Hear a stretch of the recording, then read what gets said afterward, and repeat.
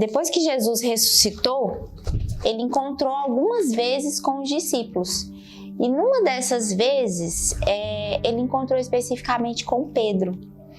A Bíblia não fala como que foi esse encontro particular, mas a Bíblia cita o encontro seguinte, que foi um encontro público, digamos assim, né?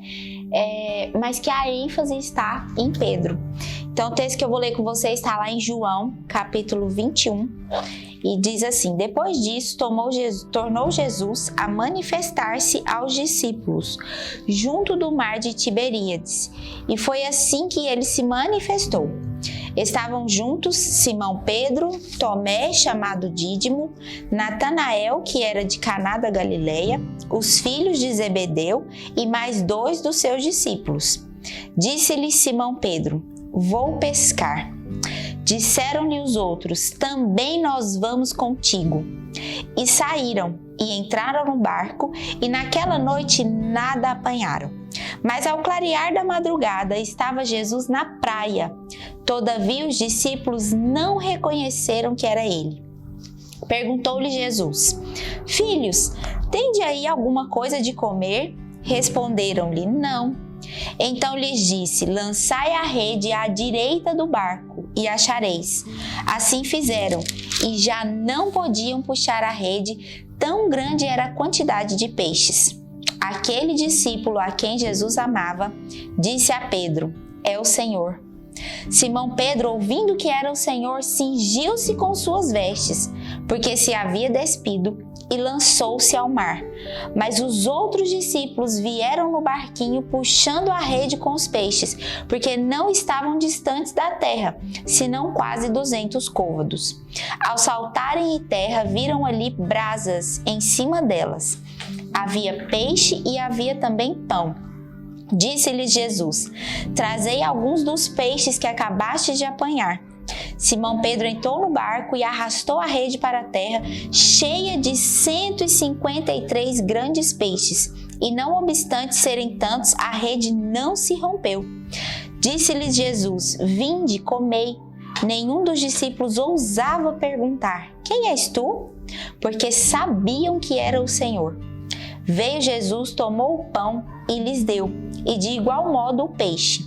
E já era esta a 3ª vez que Jesus se manifestava aos discípulos depois de ressuscitado dentre os mortos. Agora vem a parte mais importante. Depois de terem comido, perguntou Jesus a Simão Pedro: Simão, filho de João, amas-me mais do que estes outros? Ele respondeu: sim, Senhor. Tu sabes que eu te amo. Ele lhe disse: apacenta os meus cordeiros. Tornou a perguntar pela 2ª vez: Simão, filho de João, tu me amas? Ele lhe respondeu: sim, Senhor, tu sabes que eu te amo. Disse-lhe Jesus: pastoreia as minhas ovelhas.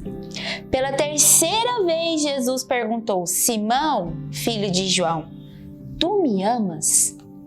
Pedro entristeceu-se por ele ter lhe dito pela 3ª vez: tu me amas? E respondeu: Senhor, tu sabes de todas as coisas, tu sabes que eu te amo. Jesus lhe disse: apacenta as minhas ovelhas. Vou ler só até aqui. Esse texto, para mim, ele é assim, fantástico. Porque tem tanta coisa acontecendo aqui, tanta coisa preciosa, e a Bíblia, através de João, relata tantas minúcias, tantos detalhes que são tão preciosos. E quando a gente para analisar, né, só essa segunda parte aqui do interrogatório de Jesus com Pedro, se você ainda não se vê como Pedro, eu te convido a se ver como Pedro. Primeiro porque cada um de nós é Pedro, não tem como. Cada um de nós algum dia tivemos que nos deparar com as nossas deficiências e com aquilo que nós não éramos. Pedro achava que ele era alguma coisa, né? Tanto que, Senhor, tu és o Cristo, o Filho do Deus vivo. Pedro Pedro teve essa revelação, claro, vinda do Espírito Santo, mas Deus usou ele para trazer essa revelação para os outros discípulos. Tu és o Cristo. Pensa, Pedro foi do alto da montanha ao mais fundo do vale, em pouco tempo. Por quê? Ele teve a revelação de que tu és o Cristo, logo em seguida Jesus fala assim, então tá bom, você entendeu que eu sou o Cristo, então eu vou para Jerusalém para poder morrer. Que é isso, Senhor? Pelo amor de Deus, não vai não. Pedro era uma inconstância em pessoa. Mas ele era inconstante, mas ele era sincero. Então, a sinceridade dele se manifestava quando ele disse, tu és o Cristo, e a sinceridade também dele se manifestava quando ele disse, Senhor, não vai não. E a sinceridade também dele se manifestou quando ele disse, por ti eu morrerei, eu vou contigo até o fim. E meia hora depois negou Jesus 3 vezes, entende? Então, se você ainda não se viu como Pedro, primeira coisa hoje, você precisa se ver como Pedro. Você precisa entender que tem um pinguinho de Pedro aí dentro de você. Tem um pinguinho de Pedro que precisa encontrar com a graça do Senhor para poder responder sim ao Senhor quando o Senhor chamar, né? E isso é o que eu quero focar com vocês hoje. Você precisa entender, né, por revelação, quando o Senhor te chamar, que você vai dizer sim por meio da graça. Você não vai dizer sim baseado no seu, não no seu merecimento, mas nas suas habilidades, né? Você não vai dizer sim baseado na sua confiança própria. Não, eu sei o que eu consigo e eu consigo fazer isso. Porque se você consegue, é obra sua, não é obra do Senhor. E Pedro precisou chegar nesse ponto, né? Para ele poder responder sinceramente para o Senhor. Sim, Senhor, eu te amo. Agora eu posso dizer que eu te amo. Depois de ter negado o Senhor, depois de ter entendido tudo errado, tudo trocado, o que eram os planos do Senhor, agora eu posso dizer, eu te amo. Agora eu posso dizer que eu estou pronto para ir, Jesus. E mesmo assim o Senhor pergunta 3 vezes para ele. Você não fica impressionado com isso, não? Bastava uma vez. Quando você chega a ser ofensivo, você não acha, não? Você fala assim, Lena, você me ama? Te amo, Indira. Lena, mas você me ama mesmo? Quando eu faço isso com meu marido, eu pergunto assim, amor, você me ama? Te amo. Você não se sente amada, não? Sinto. Mas você me ama mesmo? Te amo. Claro que eu te amo. Se eu perguntar uma 3ª vez, o negócio já vai ficar tenso. Por quê? Você tá duvidando que eu te amo? Entendeu? E Pedro teve a humildade de responder para Jesus 3 vezes. Sim, Senhor, eu te amo. Sim, Senhor, tu sabes que eu te amo. Senhor, o Senhor sabe de todas as coisas. E eu vou analisar cada um desses sims aqui de Pedro, né? O primeiro que eu quero falar é do primeiro sim, né? Jesus pergunta, depois de comer, isso é precioso demais. Depois que o Senhor foi lá, alimentou Pedro, tinha passado a noite inteira, Pedro falou assim, Jesus morreu, tudo bem que ele ressuscitou, agora eu não sei o que eu faço da minha vida. Vou pescar, porque o que eu sei fazer é pescar. É tudo que eu fiz a vida inteira. Então Pedro falou, eu vou pescar. E vocês conseguiram perceber, quando eu li o texto, o tanto que a liderança de Pedro era forte? Principalmente com os outros discípulos. Quando ele falou, eu vou pescar. O que os outros falaram? Nós vamos também. Nós não sabemos o que nós vamos fazer, mas nós vamos também. Nem que seja passar a noite inteira para não pegar nada com você, Pedro, nós vamos. Entende? O tanto que esse homem tinha uma liderança forte. Naturalmente falando. Pedro era um líder. Naturalmente falando. Ele arrastava os outros junto com ele. Facilmente. Os outros nem pestanejaram, nem falaram assim, Pedro, eu acho que a gente deveria avaliar melhor. Pedro, você não acha que a gente devia esperar um pouco mais? Não. Pedro falou, eu vou pescar. Ele nem chamou os outros, ele nem falou assim, vamos comigo. Os outros falaram, nós vamos também. Tamanha era a liderança de Pedro. Então eu acho que quando o Senhor escolheu Pedro, ele escolheu muito bem. Mas será que o Senhor se apoiou somente nas habilidades naturais de Pedro? Certamente que não, né? Muito mais nos defeitos, talvez, né? Por quê? Porque depois que ele alimentou todos os discípulos, depois que todo mundo comeu lá o seu McFish, como diria o pastor Luiz, depois que todo mundo comeu lá o seu pãozinho com peixe, Jesus vira para Pedro e fala: Pedro, você me ama? E Pedro prontamente responde: sim, Senhor, eu te amo. O que Jesus fala? Apacenta os meus cordeiros. Irmãs, esse aqui é o último capítulo do livro de João. O último. Depois dele não tem mais nada. E a última coisa relatada aqui é o último episódio que João faz questão de relatar. Aquele a quem Jesus amava. Faz questão de relatar esse episódio. Então, traduzindo para você em miúdos, foi a última direção que Jesus deu aqui de corpo presente para Pedro. Apacenta os meus cordeiros.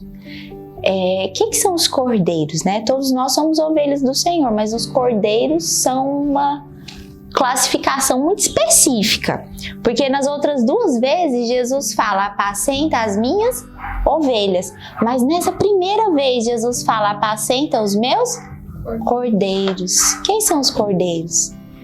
É o filhotinho da ovelhinha, é aquele pitutuco assim, fofinho, bonitinho, sabe? Quem que são os nossos cordeiros hoje? São os nossos pituquinhos fofinhos, né? São as nossas crianças. Eles são os cordeiros que Jesus falou. E Jesus deu uma direção muito clara e muito específica para Pedro: apacenta os meus cordeiros, alimenta eles, dá de beber, dá de comer, cuida deles, tira os carrapichos, faz tudo que você puder por eles. Primeiro para os cordeiros, depois para as ovelhas. Não te choca isso? Jesus podia ter invertido a ordem. Jesus podia ter falado: você apacenta as minhas ovelhas, Pedro. Aí depois, quando chegasse lá no final, apacenta os meus cordeiros também, viu, Pedro? Já que você vai estar cuidando dos adultos, você cuida também das crianças. Se sobrar um tempinho, cuida também das crianças, viu, Pedro? Jesus tratou elas como prioridade. As crianças eram prioridade para Jesus. Em todo o tempo, em todo o ministério de Jesus a gente vê isso. E agora aqui no final, na última direção que o Senhor dá para os discípulos, tendo Pedro como representante ali, né? A direção que ele dá é: cuida das crianças. Apacenta as crianças. Porque elas são a parte mais frágil do rebanho. Primeiro você cuida daqueles que são pequenininhos. E de tabela você vai cuidar dos outros também. Porque você sabe o que vai acontecer, Pedro? Se você cuidar só das ovelhas maiores, vai chegar um momento que você não vai ter mais rebanho. Isso é sério, não é? Porque são os menores que são alvo dos lobos, naturalmente falando. Aonde que a hiena vai? Aonde que o leão vai? Ele vai nos filhotes, que são os mais frágeis. Ele não tem ainda instrução de como que ele vai sobreviver, ele ainda não tem força necessária para sobreviver. Então o predador vai naquele que é mais frágil. E o Senhor sabia disso. Por isso que ele primeiro deu a ordem para Pedro: cuida dos cordeiros. Apesar de ser pescador, Pedro entendeu o contexto de ser pastor, né? E é isso que nós precisamos entender hoje. Se cada uma de nós entende que em algum momento da nossa vida nós fomos Pedro, nós precisamos entender que esse chamado do Senhor aqui para Pedro é para nós também.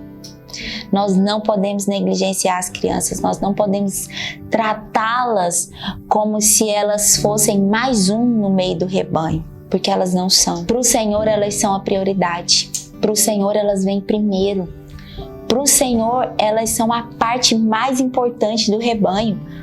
Para ninguém, para nenhuma outra circunstância, para nenhuma outra situação, Jesus falou assim: olha, se você fizer tropeçar um desses pequeninos, era melhor que você se suicidasse, amarrasse uma pedra de moinho no pescoço e se lançasse ao mar, do que fazer tropeçar um pequenino meu. Você viu alguma vez na palavra de Deus o Senhor falando algo a respeito, algo tão duro quanto isso, Ele não fala, porque para ele as crianças são importantes. Para ele elas são a prioridade, porque é aquilo que eu falei. Se a gente abrir mão de pastorear elas, vai chegar um momento que a gente não vai ter mais rebanho. Porque os que estão aqui hoje vão crescer. Se o Senhor não voltar, um dia nós vamos morrer. Eu oro para ser arrebatada, mas, né? Não sei quando é que ele vai voltar. E se ele não voltar no tempo da nossa geração, se a gente não apacentar os cordeirinhos hoje, pode ser que a gente não tenha rebanho lá na frente. Nós estamos construindo uma história, cada um de nós, né? A palavra de Deus fala em Apocalipse que no dia que nós comparecermos diante do Senhor, haverá um livro que será aberto. E ali vai ser contado todos os nossos feitos, né?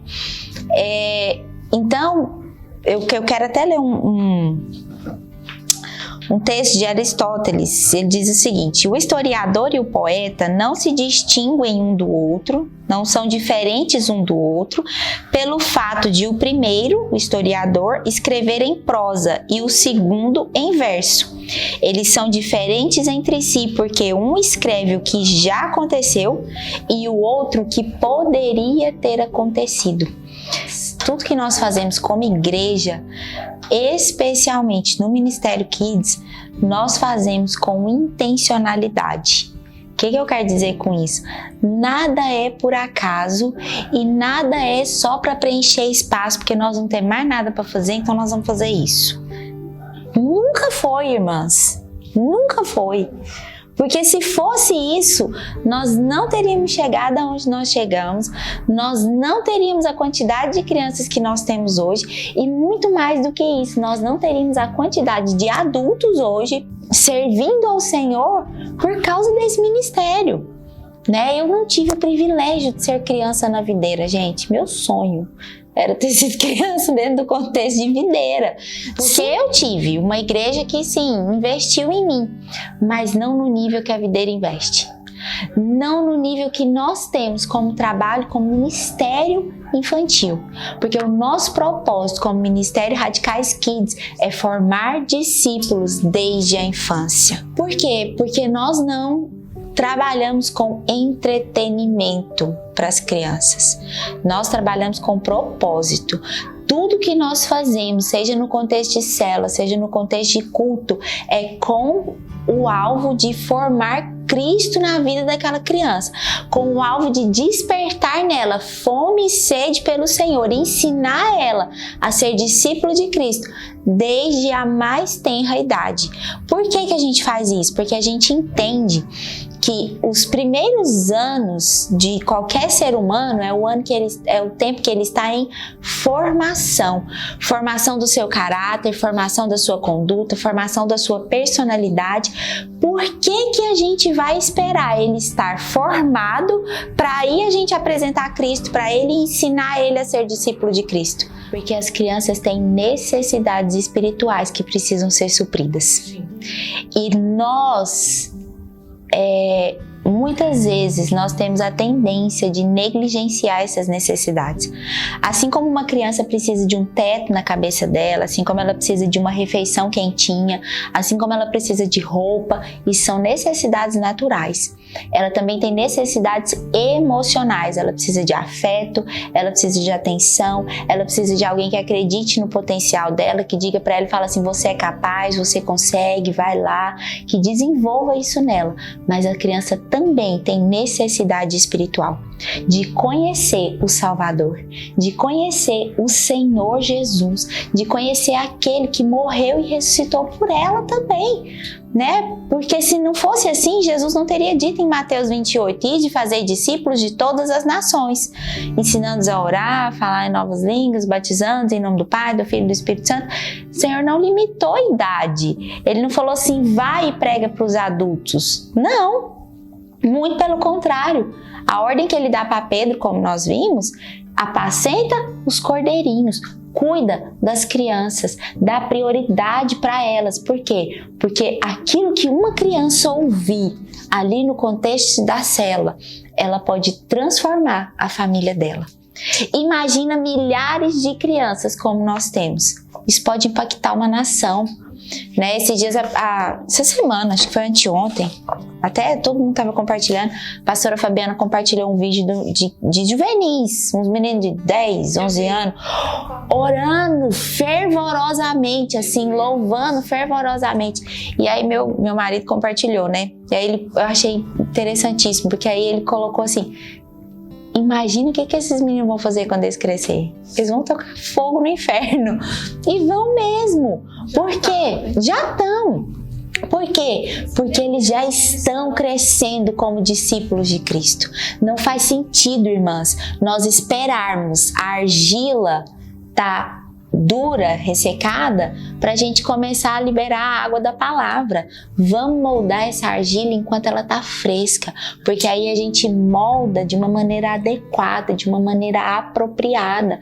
O que a igreja fez nos últimos anos, né? Através de ideologias que foram tomando conta da política, do Estado, a igreja permitiu que o Estado, através dessas ideologias, tomasse conta da formação das crianças. E isso é terrível, porque isso colocou na mente das crianças uma ideia errada de Deus.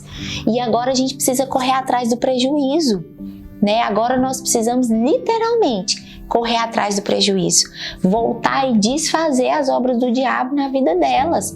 Por quê? Porque nós não podemos, como igreja, negligenciar o fato de que essas crianças estão em formação. Elas precisam estar em formação espiritual também. Junto com a sua formação natural, precisa haver uma formação espiritual, precisa haver um despertar na vida dessas crianças. Eles precisam ter uma experiência com Deus, eles precisam ter um encontro com o Senhor enquanto eles ainda são crianças. Nós precisamos retomar essa autoridade que um dia nós abrimos mão, né? E cada uma de nós, assim como eu li, né, o texto de Aristóteles a respeito do historiador e do poeta. O historiador relata aquilo que já aconteceu e o poeta fica lá sonhando com aquilo que poderia ter acontecido. Nós fomos chamados para sermos profetas nesse tempo, para falar de acordo com aquilo que Deus fala a respeito dessas crianças, para despertar neles fome e sede, assim como foi despertada em nós um dia, para ensiná-los as verdades do Evangelho enquanto eles ainda estão com o coração aberto, porque até os 12 anos de idade é o momento em que eles estão mais receptivos, não só ao Evangelho, mas a qualquer ensino. Qualquer ensino. Então, quem chegar primeiro vai conquistar o coração dessa criança. Uma vez eu estava lendo uma reportagem e entrevistaram um menino da favela, de 8, 9 anos de idade. E aí perguntaram para esse menino assim: o que você quer ser quando você crescer? Ele prontamente respondeu: eu quero ser traficante. Por quê? Porque o tráfico chegou antes da igreja na vida desse menino, infelizmente. Então, se o mundo está indo com todas as suas forças contra essas crianças, contra os cordeirinhos, muito mais nós temos que ir com tudo aquilo que nós temos, com toda a nossa força, com todo o nosso entendimento, com tudo que nós temos de energia, de recurso humano, de recurso físico, para apacentar, para cuidar, para cercar, para trazê-los para o aprisco, para cuidar deles. Porque senão, nós não seremos desculpáveis quando nós chegarmos diante do Senhor. O que nós vamos falar para Ele?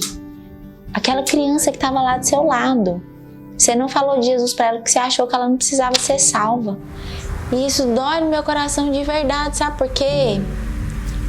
Porque se nós fôssemos mais, se nós tivéssemos o dobro do que temos aqui hoje, nós teríamos o dobro de células, nós teríamos o dobro de crianças, nós poderíamos alcançar muito mais.